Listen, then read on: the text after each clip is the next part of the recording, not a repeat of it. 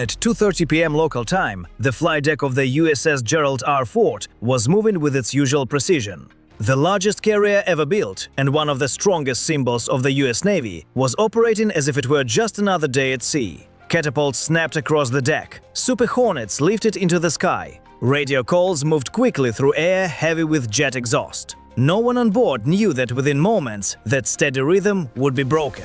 Inside the Combat Information Center, the first warning appeared on radar. Two small signals emerged near the edge of the screen, flying far lower than anything expected in that sector. Their speed was rising fast, too quick for transport aircraft, too low for normal civilian traffic, too quiet to be ignored. A calm voice came through the internal system. Unidentified aircraft approaching at high speed, bearing 281, extremely low altitude. Seconds later, the picture became clearer. The shape, speed and flight pattern left little room for doubt. Two Venezuelan F-16s were descending toward the formation, cutting across the Caribbean sky with the intensity of heated metal slicing over the surface of the sea. But to understand why two fighters would make such an aggressive move, the political pressure behind the moment has to be considered. For weeks, rumors had spread that President Nicolás Maduro's government was weakening, losing control, or even moving towards surrender under American pressure. But the image projected from Caracas told a different story. Maduro continued appearing on national television, smiling, dancing with crowds, and urging citizens to keep working and keep enjoying life. On December 1st, he delivered a direct message. The United States, he said, would not break Venezuela through psychological pressure. Washington, meanwhile, increased its own pressure campaign. The Trump administration had carried out more than 20 operations against vessels accused of moving illegal cargo from Venezuela and Colombia. To raise the stakes even further, the US sent the USS Gerald R. Ford into waters near the southern Caribbean. A clear signal of naval power close to Venezuela's doorstep. Instead of stepping back, Venezuela chose a risky and unpredictable response. A dramatic aerial maneuver meant to show that it could still act boldly. High above the Caribbean, the two F-16 dropped lower. Their shadows stretched across the waves like long white cuts behind them. There was no radio contact, no greeting, no warning. Only the deep, steady roar of their engines as they closed in on one of the most advanced carriers on Earth. On the Ford's flight deck, the sea wind hit the faces of crew members who stopped for a moment and looked toward the horizon. At first, the aircraft were only dark specks in the distance. Then, their outlines sharpened into fighter silhouettes. No one panicked, but no one ignored what they were seeing. From the bridge, a firm order came through. Condition 3. Maintain course. Record everything. It was exactly the kind of response expected from the US Navy. Controlled, disciplined, and unwilling to be pulled into a provocation. A low-altitude, high-speed pass like that is almost never accidental. It was a political signal delivered through motion and metal, replacing loud speeches from Caracas with something far more difficult to ignore. And as the two F-16 dropped even closer to the water, while the USS Ford held its course and speed, everyone watching understood that the next few minutes would shape the rest of the day. Venezuela was not simply flying nearby. It was openly testing American influence over the Caribbean. As the two F-16 continued moving toward the Ford carrier strike group, the atmosphere inside the massive ship changed instantly. There was no shouting, no disorder, no visible fear. Only a controlled shift into full alert, called, exact, and practiced so many times that it unfolded almost automatically. Inside the Combat Information Center, the nerve center of the ship, the room seemed to narrow around the glow of radar and sensor screens. On the main display, two fast-moving contacts were descending at an extremely low angle, traveling above normal speed, and maintaining complete radio silence. A coordination officer at the console spoke in a steady voice. Track Angels 1 and 2, closing fast, intent unknown. Within seconds, the escort ships linked their radar data with the Ford. Information began flowing in continuously. Speed, direction, altitude, stability, and flight profile. There was no hesitation in the movement of the aircraft, no uneven correction, No sign of confusion. Whoever was flying those jets knew exactly what they were doing. The SLQ-32 electronic warfare suite moved into passive collection mode, quietly gathering every signal the aircraft gave off. Radar patterns, cockpit mode changes, electronic signatures from onboard systems, even the smallest shifts in signal strength were being recorded. The closer and lower the F-16s came, the more information they exposed without realizing it. Up on the flight deck, technicians were securing an FA-18E Super Hornet on Catapult 3. This was the Alert 5 aircraft, prepared to launch in only minutes if necessary. The pilot was already strapped in, oxygen mask sealed, one hand resting near the controls. The Ford did not turn away. The Ford did not accelerate out of position. The Ford prepared. A communications officer sent the first warning. Venezuelan aircraft, this is a United States Navy vessel. You are approaching a restricted flight area. Maintain safe distance. No answer came back. That silence was not surprising. Encounters like this often unfold without acknowledgement. But inside the CIC, the Ford's crew continued doing what the US Navy is trained to do best. Remain calm, gather information, and document every second. Across the strike group, defensive systems moved from standby to ready status. The vertical launch system shifted to active readiness. The evolved Sea Sparrow system began near-range tracking. The close-in defense system rotated its sensor head in silence, following the movement without any visible drama. No one gave an engagement order, but every layer of defense was awake. An electronic warfare officer reported calmly, "We are collecting full signatures. Maintain current posture." This was the part most observers would miss. The United States was not looking for escalation. What it wanted was information. Information on how Venezuela used its older F-16 fleet. Information on how its pilots handled extreme low-altitude flight. Information on the electronic behavior of aircraft systems dating back decades. Every signal, every movement, every adjustment would later be studied and added to intelligence files for possible future scenarios. From a tactical point of view, the Ford was allowing the aircraft to enter a carefully measured zone, close enough for maximum intelligence collection, but still far enough to allow a rapid response if the situation changed. Then a soft alert tone pulsed across the radar display. Altitude drop detected. New vector, direct bow approach.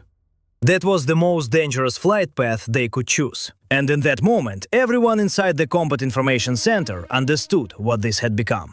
It was no longer just a message, it was a live test.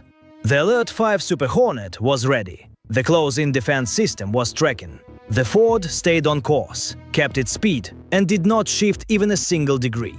No one on board needed raised voices or rushed instructions. Every crew member already knew exactly what had to be done.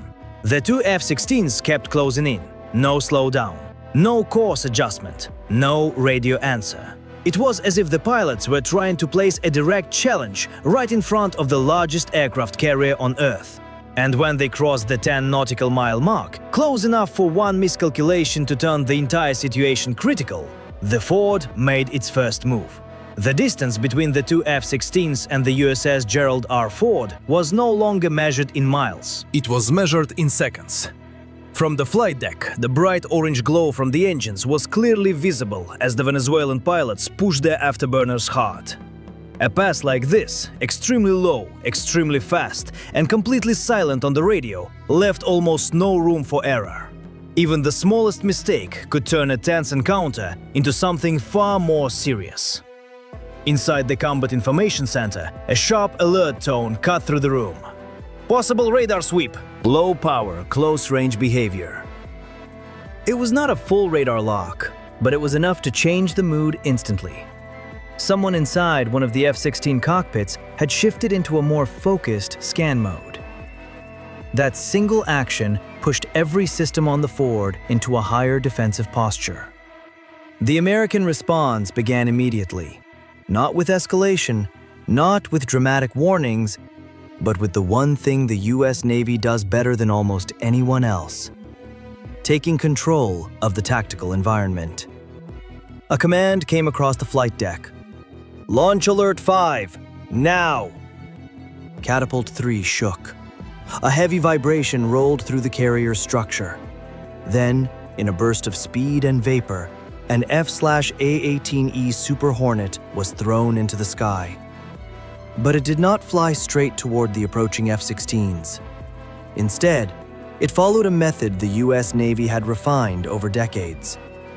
Climb high, turn wide, approach from behind. While the two Venezuelan fighters remained focused on the Ford, the Super Hornet rose above them, carving a wide arc at more than 15,000 feet and slipping almost completely out of their attention. The American pilot kept his radar silent to avoid raising the tension further. Instead, he used passive systems, infrared tracking, radar warning data, and captured emissions to locate and follow the F-16 formation without making his presence obvious. In that moment, the entire tactical picture changed. The F-16s were still racing low over the water, pushing toward the Ford as if they were trying to force a stronger American reaction. But they did not appear to realize that above and behind them, only a short distance away, the Super Hornet had reached an ideal position. High rear angle, outside their best radar view, close enough to respond if needed. Inside the CIC, an officer delivered the update in a calm voice. "Hornet is in position. No radar emission. They do not appear aware." Everyone in the room understood what that meant. Venezuela had moved into a disadvantage without realizing it.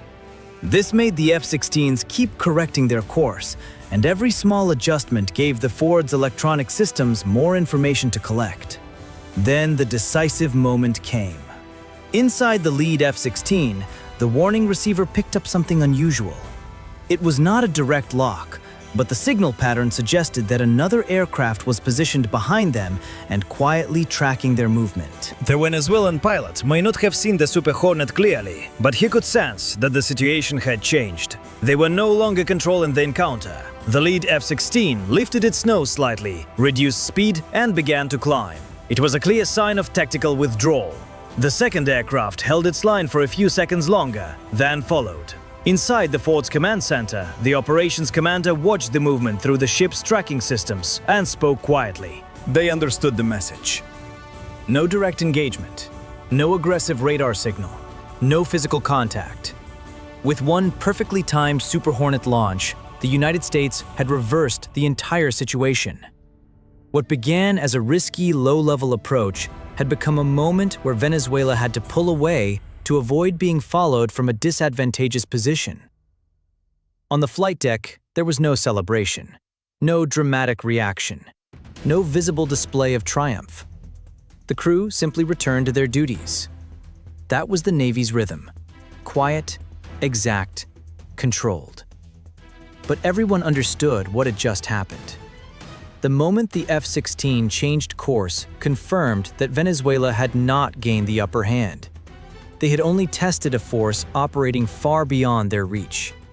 And even more importantly, the Ford had collected highly valuable intelligence from the very maneuver Venezuela had intended as a show of strength.